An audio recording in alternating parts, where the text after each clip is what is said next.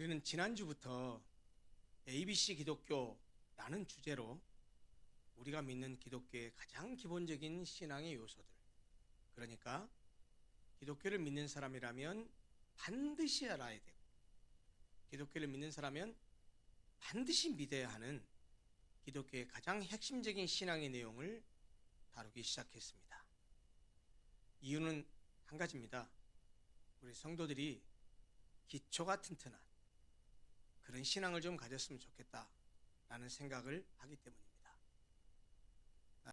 신앙의 기초를 세우는 작업을 위해서, 그리고 또 하나는 이미 그런 기초를 다진 분들도 다시 한번 그것을 확인하면서 신앙을 좀 새롭게 했으면 좋겠다 하는 그런 마음에서 시리즈로 지난주에 말씀드린 대로 약 3개월 정도 계속 이런 기본적인 신앙의 핵심적인 내용을 좀 다루려고 합니다.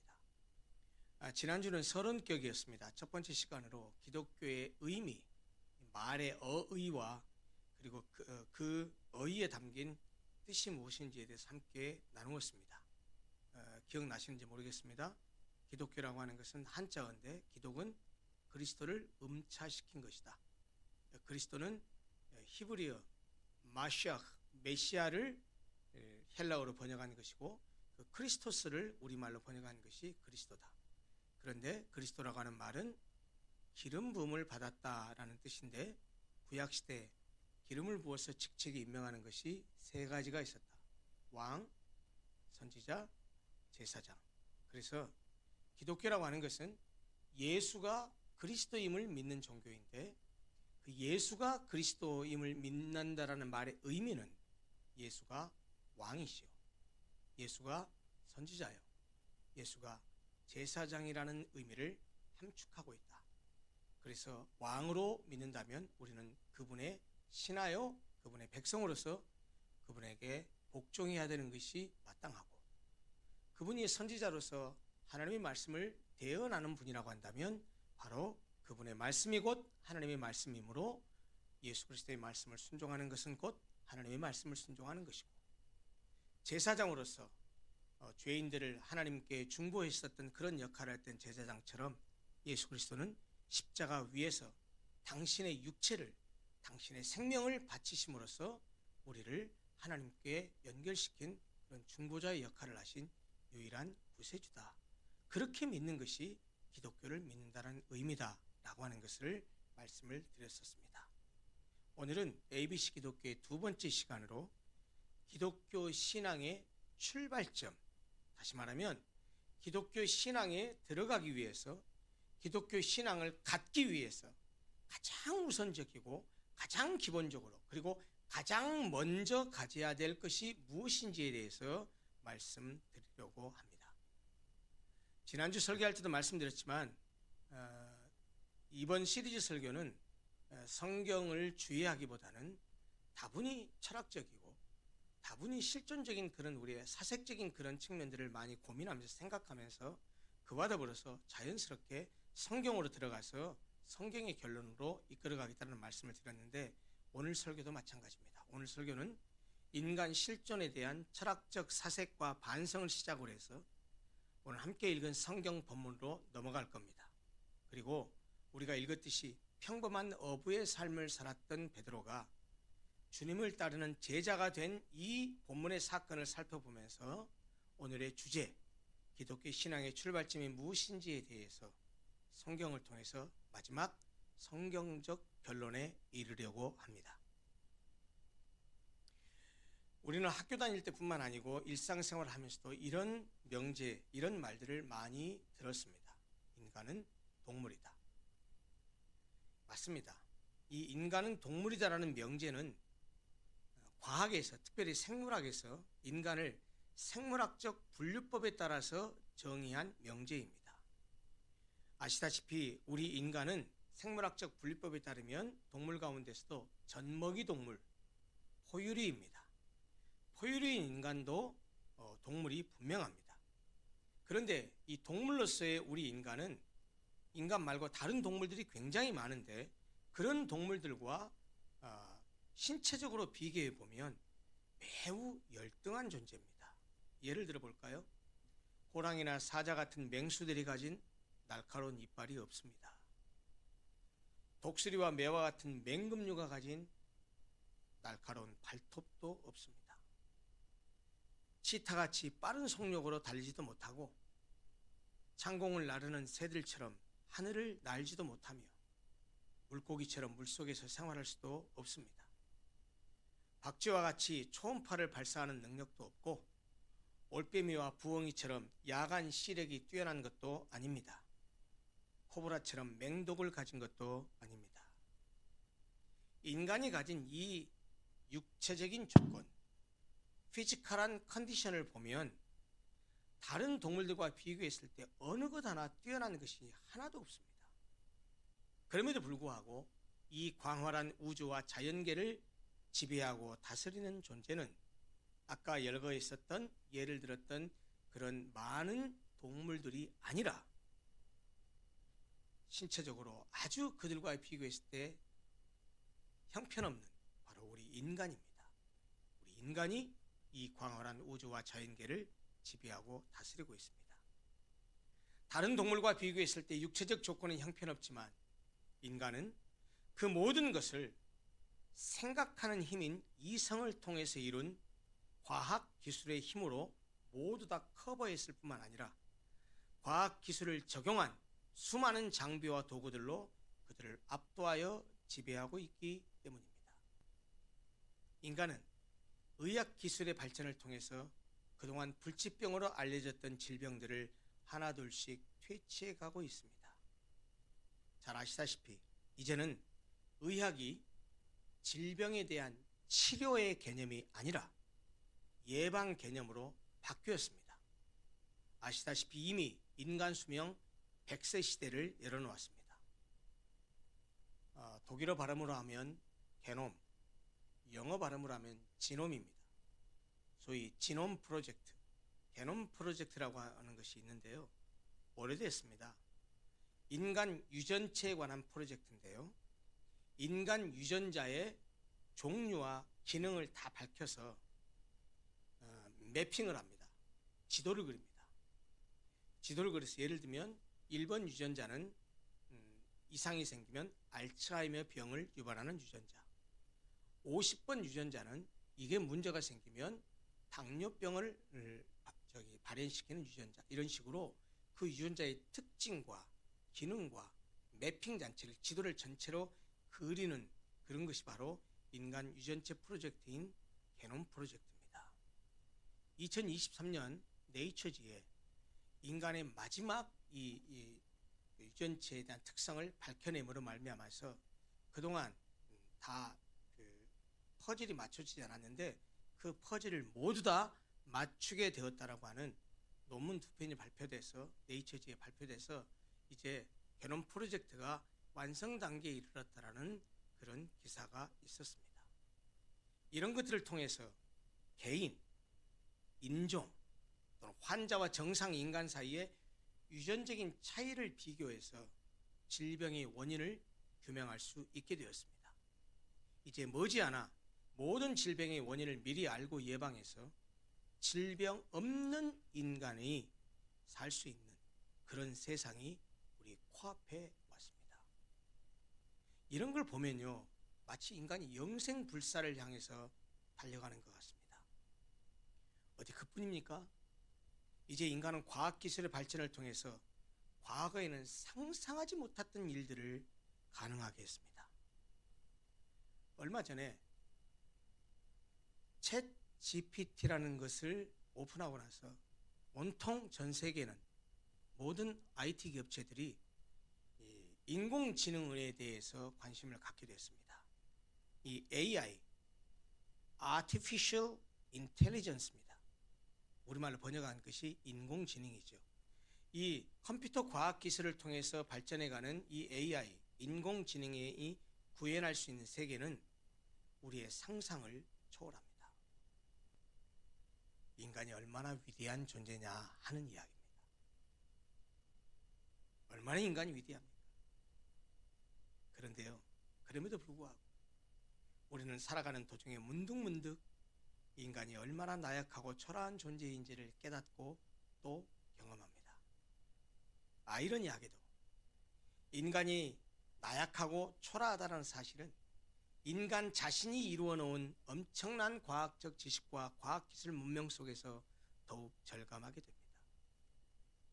장엄하고 광활한 우주에 대한 지식 앞에서 우리는 우리 인간이 우주 속에서 얼마나 미약하고 하찮은 존재인지를 알게 됩니다. 간단한 예만 말씀을 한번 드려볼까요? 빛이 엄청난 속도로 빨리 진행하죠. 이 빛이 진공 속에서 1년 동안 진행한 거리를 물리학적으로 그 단위를 뭐라고 말합니까? 예, 광년이라고 합니다. Light year. 빛의 년이라고 말하죠. 빛이, 그 빠른 빛이요, 1년 동안 진공 속에서 진행한 거리를 광년이라고 하는데, 이 은하계가 어느 정도 넓은지 아세요? 지름이 약 10만 광년, 두께가 약 3만 광년입니다. 은하의 크기가. 우리 지구가 어디에 있습니까? 그 은하계 속에 있어요. 여러분이 지금 어디에 앉아 있어요? 그 지구 안에 아시아, 아시아 속에 대한민국, 대한민국 속에 인천, 인천 가운데 송도, 송도 가운데 센트럴파크 2 상가 C동 3층에 앉아 계세요. 얼마나 광활한 우주 가운데 먼지보다도 작은 초라한 존재인지 아는 것을 실제로 영상으로 느끼게 하죠. 아무리 과학이 발전해서 예측을 하고 예방을 한다고 해도 폭풍우, 홍수, 해일, 화산폭발, 산사태, 이런 자연재해나 천재지변 앞에서, 또는 휘몰아치는 번개와 폭풍, 엄청난 진도의 지진과 쓰나미로 인해서 이런 어마어마한 자연의 위력 앞에서 모든 것이 허물어지고 쓸려가는 것을 보면 인간은 참으로 초라해질 수밖에 없습니다. 달나라를 왔다 갔다 하고 우주를 날아다니지만 온 천하를 죽어도 바꿀 수 없는 인간의 생명이, 우리가 얼마 전에 경험했듯이, 코로나 시국을 겪으면서 경험했듯이, 눈에 보이지도 않는 그 바이러스 하나에 힘없이 죽음으로 내몰리고 죽을까 두려워하는 인간의 모습을 볼 때 우리 인간이 얼마나 유한하고 비참한 존재인지 알 수 없습니다. 우리 인간은 시간 속에 놓여 있어서 시간이 계속 흘러가지만 우리는 흘러가는 그 시간 속에서 다가올 우리의 미래를 전혀 알지 못합니다. 내일 일을 아는 사람 아무도 없습니다. 아니, 한치 앞의 일도 내다보지 못합니다. 여러분, 산에 올라가서 호랑이한테 물려 죽을 줄 알았으면 어떤 미친놈이 산에 올라갑니까? 쇼핑하러 갔는데 내가 쇼핑하러 갔던 그 백화점이 무너질 줄 알았으면 누가 그 백화점으로 쇼핑하러 가겠습니까? 내가 탄 버스가 다리를 지날 때 그 다리가 무너져서 사고가 날 줄 알았으면 누가 그 시간에 그 버스를 타고 갔겠습니까? 우리는 언제 죽을지도 모르는 인생입니다. 우리는 태어날 때부터요, 내 의지와는 아무런 상관없이 세상에 던져졌습니다. 여러분들 중에 세상에 태어나고 싶어서 태어난 사람이 있습니까? 누가 세상을, 시대를 선택해서 태어나요? 누가 부모를 선택해 태어나요? 다 운명입니다. 세상에 태어나는 것 자체를 거부할 자유도 없었습니다. 어느 날 깨닫고 보니까 세상에 던져져 있고, 어느 날 깨닫고 보니까 존재하고 있잖아요. 게다가 태어나셨으니까 어떻게 해야 돼요? 살아가야 되잖아요. 우리는 우리가 죽을 날 알지 못합니다. 우리가 잘 그런 얘기 많이 하잖아요. 세상에 올 때는 순서가 있지만 세상에 갈 때는 순서가 없다. 맞아요. 그런데 분명한 것은 다 죽는다라는 사실이죠. 그래서 모든 부귀와 영화와 권세를 다 누렸던 솔로몬, 그 솔로몬 인생 말년에 썼던 그 전도서에 보면 1장 2절에 맨 먼저 하는 말이 뭐예요? 헛되고 헛되며 헛되고 헛되니 모든 것이 헛되다. 한 문장에 헛되다는 말이 5번 나옵니다. 헛되고 헛되며 헛되고 헛되니 모든 것이 헛되다. 해 아래 있는 모든 것이 헛되대요. 인간 존재의 유한함 가운데 가장 큰 것은 고통과 수고라는 인생의 짐을 지고 가야 할 뿐만 아니라 마침내는 죽음이라는 종착역에 이를 수밖에 없다라는 사실일 것입니다. 그래서 그랬을까요? 시편 90편을 보면 모세가 이런 고백을 했습니다. 우리의 연수가 70이요 강건하면 80이라도 그 연수의 자랑은 수고와 슬픔뿐이요 신속히 가니 우리가 날아가나이다. 흘러가는 세월 앞에서 우리 존재는 다 무릎을 꿇을 수밖에 없습니다.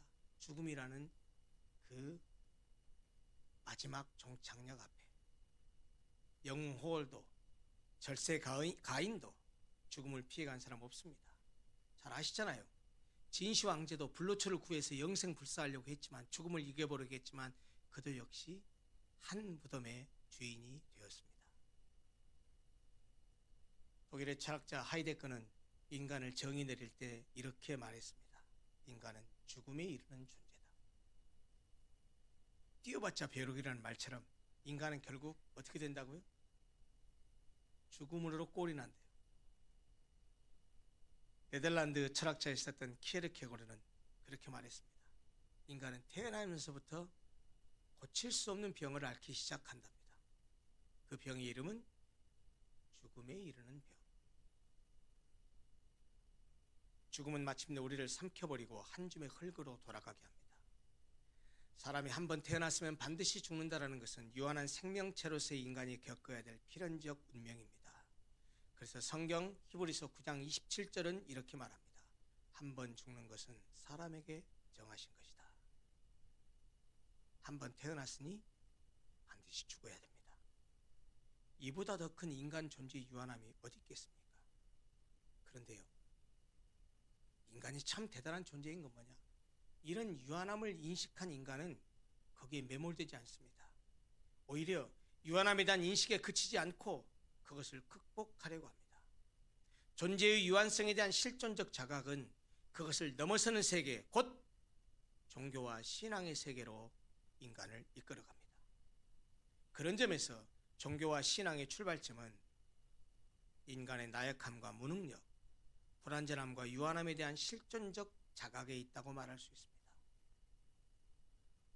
이 사람이 무감각이라는 거 진짜 무서운 겁니다. 일상성 속에 젖어가다 보면 깨닫고 알아야 될 것을 모르고 넘어가다 보면은요, 자기가 죽음의 길로 가는 것도 몰라요. 내가 지금 어떤 인생을 살고 있는지 지금 몰라요. 여러분, 오늘 이 설교가 많이 남아 있는데 이거 꼭 기억하십시오. 내가 지금 뭔가 심취하고 빠져 있는 것이 뭔가 잘 보세요. 혹시 정신없이 어떤 취미에, 어떤 즐기는 것에 딱 빠져 있어서 주일날에 오는지 교회에서 무슨 행사를 하는지 관심 없이 전혀 내 머릿속에 그게 없다. 여러분, 사실 영적으로 그거 큰일 난 겁니다. 일주일 동안 살아가는데 성경 한 장을 안 보고 기도 한 구절을 안 하고 전혀 교회와 신앙적인 것에 관심 없이 먹고 사는 것에 집중해서 살아간다고 한다면요, 여러분 지금 뭔가 좀 심각한 겁니다. 마치 차가운 물 속에다가 개구리 집어넣어서 거기다가 계속 알코올 램프로 온도를 100도까지 높여가고 있는데 따뜻해져 가니까 거기서 즐기고 있는 개구리하고 똑같은 거예요. 죽을지 모르고 그러고 있는. 여러분, 사실 종교는 가만히 들여다보면요, 기독교뿐만이 아닙니다. 모든 종교는 인간의 실존적 문제를 들춰냅니다.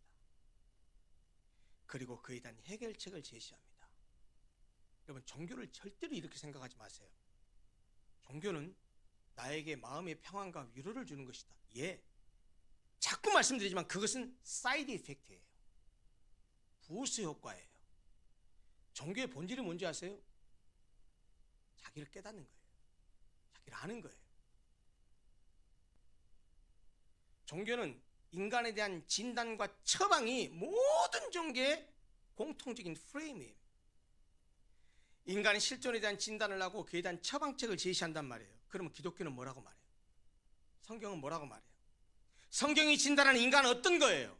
성경이 그렇게 인간을 진단하고 나서 내린 처방책이 무엇입니까? 여러분, 이게 기독교의 핵심이에요. 기독교 신앙의 핵심은 이거예요. 성경이 인간을 뭐라고 진단했는지, 그리고 진단한 결과 성경이 내린 처방책이 무엇인지 이걸 알아야 되는데, 교회를 10년, 20년, 30년을 다녔는데, 집사, 권사, 장로, 목사가 됐는데 관심이 없어요. 거기에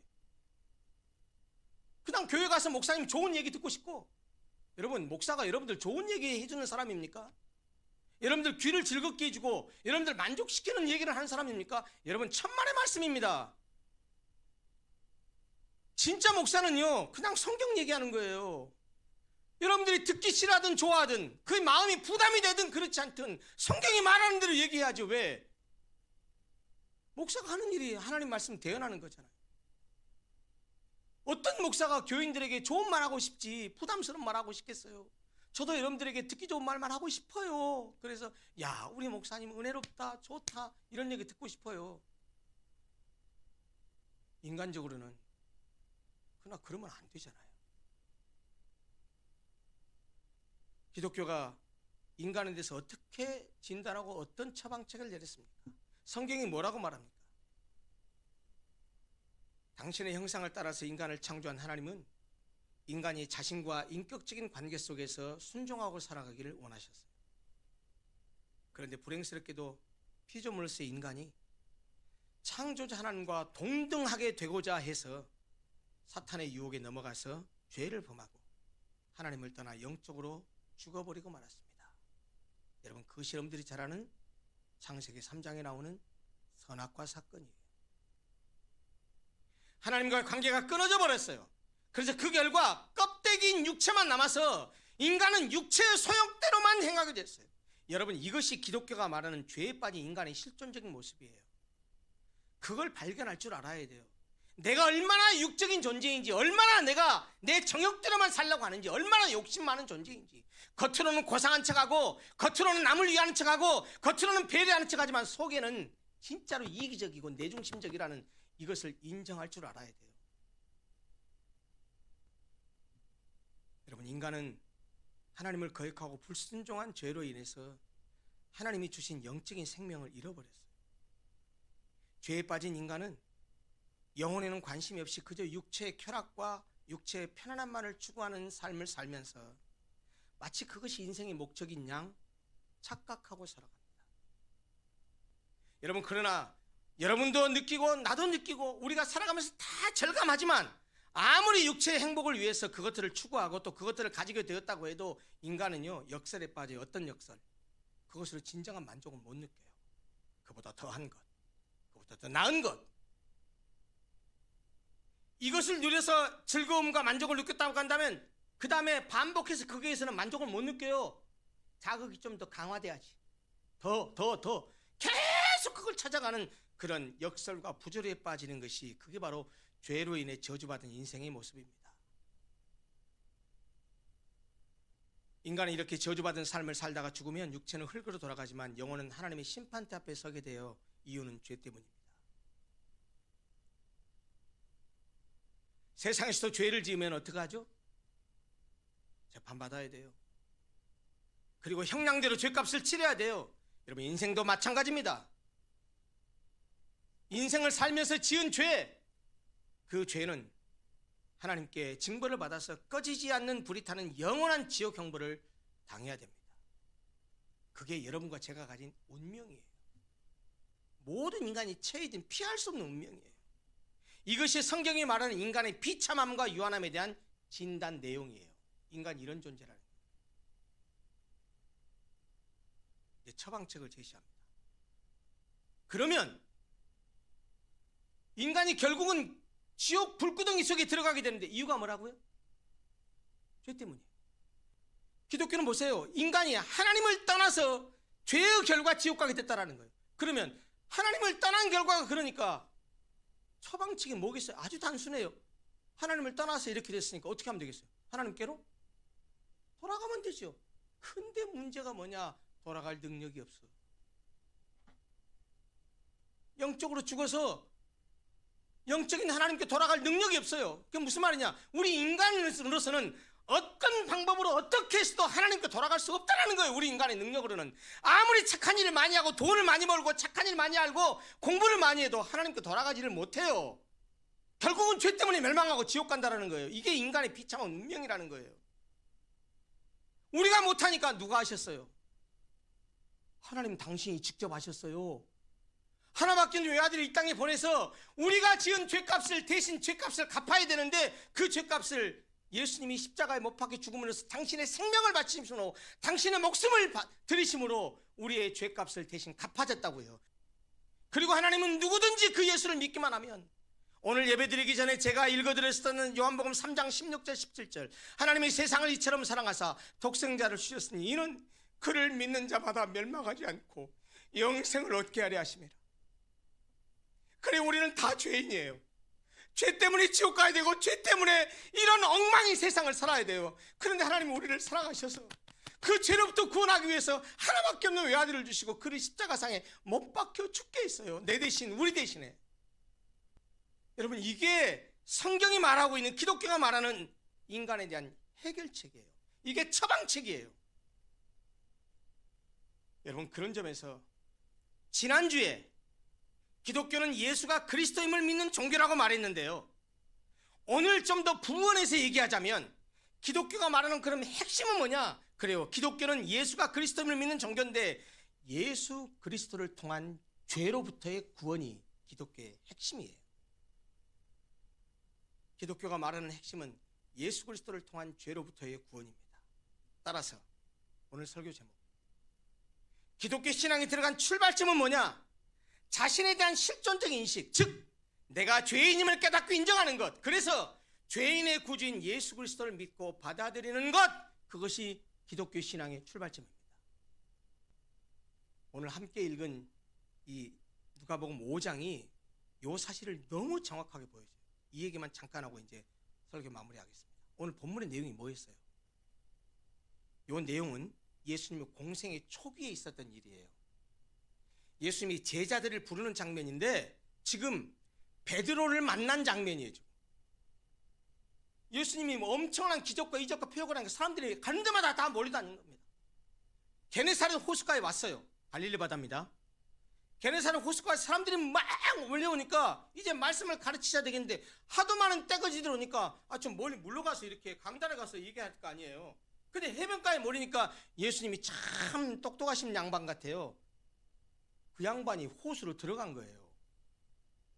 보니까 배가 두 척이 와 있는데 거기다 그물을 싣고 이러고 있는 거예요, 어부들 둘이. 그래서 그 배 두 척이 있어서 그 중에 한 척이 올라갔는데 성경이 뭐라고 말하냐? 그 배는 시몬의 배더라 라고 말해요. 베드로의 배예요? 여러분, 예수님 대단하신 분인 것 같아요.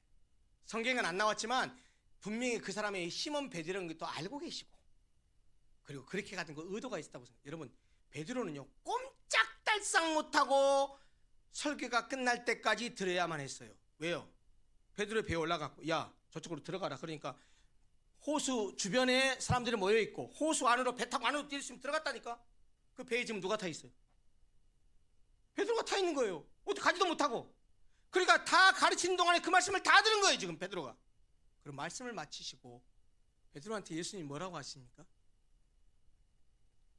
깊은 데로 가서 그물을 던져서 고기를 잡아라. 여러분, 예수님 직업으로 말하자면 예수님이 누구 아들이에요? 목수 아들이죠? 어부 아들이 아니에요. 베드로는요 평생 그 좁은 호숫가에서 평생 그물질했던 어부예요. 깊은데 낮은데 여기 가면 몇 시에 어디 던지면 고기가 어디 잡히고 그걸 누가 더 잘 알아요? 베드로가 훨씬 잘 알아요. 게다가 밤새도록 고기 잡았는데 엄마 한 마리도 못 잡았대요. 근데 베드로의 말을 잘 보세요. 깊은 데 가서 그물을 내려 고기 잡으라 하니까 베드로의 반응이 이랬어요. 선생님. 왜 선생님이라 그랬을까요? 가르치신 말씀이 기가 막히거든. 설교를 다 들었잖아요. 기가 막히거든. 아이고 선생님 라비어 했단 말이에요. 밤이 새도록 고기를 잡았지만 한 마리도 못 잡았습니다. 이건 뭔 소리냐? 내가 그래도 전문가요. 근데 한 마리도 못 잡았는데, 근데 그 다음에 뭐라고 말해요? 말씀에 의지하여 그물을 내리리이다. 당신 얘기를 내가 듣고 보니까 당신 대단한 선생님 같습니다. 내가 고기 잡는 전문가지만 당신 말 듣고 한번 내려볼게요 하고 내렸어요. 어떻게 됐어요?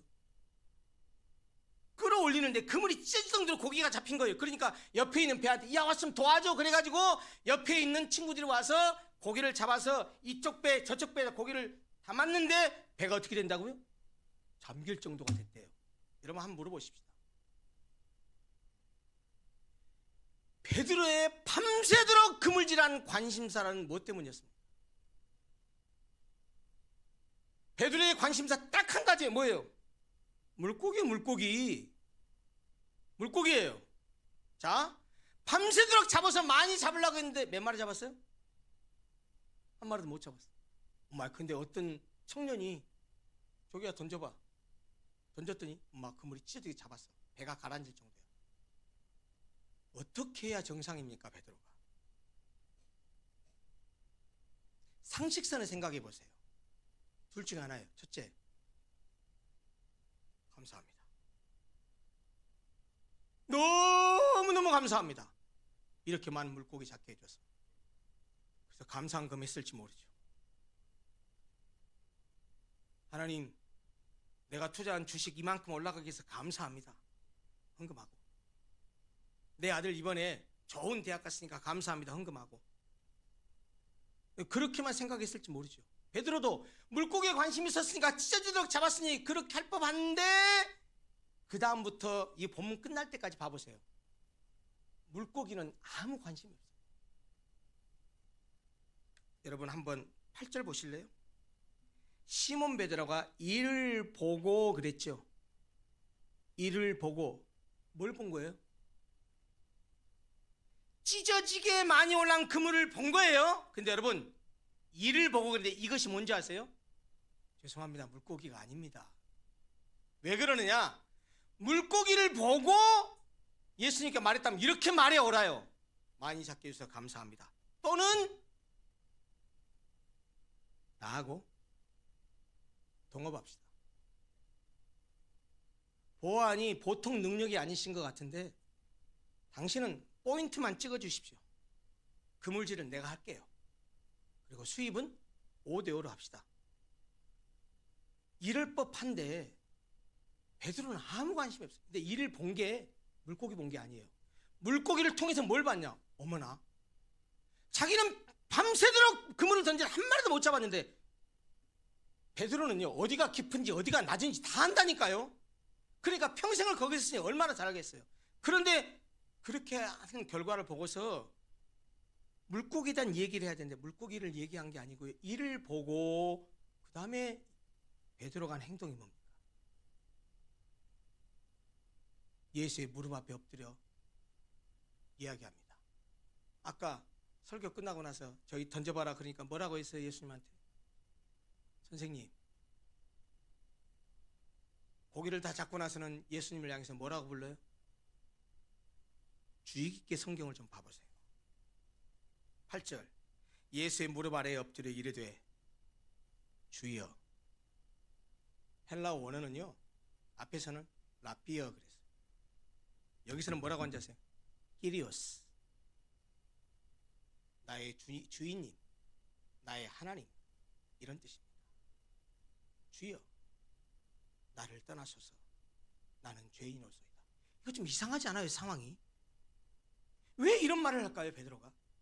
본 것은 분명히 엄청난 고기를 봤는데 뭘 보았길래 이렇게 고백했을까요? 베드로가 본 것은 단순히 고기를 본 게 아니고 그 고기를 잡게 하신 예수 그리스도의 능력을 본 거예요. 바다 밑을, 갈릴리 호수를 전체를 다 꿰뚫고 계신 그 예수, 그리고 그런 능력이라고 한다면 내 내면도 다 뚫고 보신다는 사실을 베드로는 깨달은 거예요. 그렇기에 나를 떠나십시오. 나 같은 죄인이 당신 같은 구주 앞에 어떻게 있을 수 있습니까? 나는 죄인입니다 라고 고백한 겁니다. 교회를 10년, 20년, 30년, 40년 다니면서 집사, 권사, 장로, 목사 된 거, 예, 잘하셨습니다. 잘하셨습니다. 그러나 만약 나는 죄인으로소이다 라는 베드로의 고백이 없다고 한다면, 죄송하지만 기독교 신앙에 아직 못 들어간 겁니다. 기독교 신앙이 들어간 것이 아닙니다. 신앙의 세계에 들어가는 것은 자기 인식에서 출발합니다. 기독교 신앙이 들어가는 것, 기독교를 믿는 것, 예수를 믿는 것은 내가 죄인이라는 사실을 깨닫고 인정하는 데서 출발합니다. 자신이 얼마나 나약하고 유한하며 불완전한 존재인지를 자각하지 않고서는 종교나 절대적인 존재인 신의 필요성을 느끼지 못합니다. 내가 얼마나 추하고 더럽고 악한 존재인지를 깨닫지 못하면 나의 죄 때문에 대신 죽으신 예수 그리스도의 필요성을 느끼지 못합니다. 자신이 죄인임을 깨닫지 못하면 기도하고 찬송하고 예배를 드린다고 해도 그것은 기독교 신앙을 흉내내는 것일 뿐이지 진정한 의미의 기독교 신앙을 가진 행동이라고 말하기 어렵습니다. 물론 기독교에 들어올 때는 다양하고 다른 경로와 이유가 있습니다.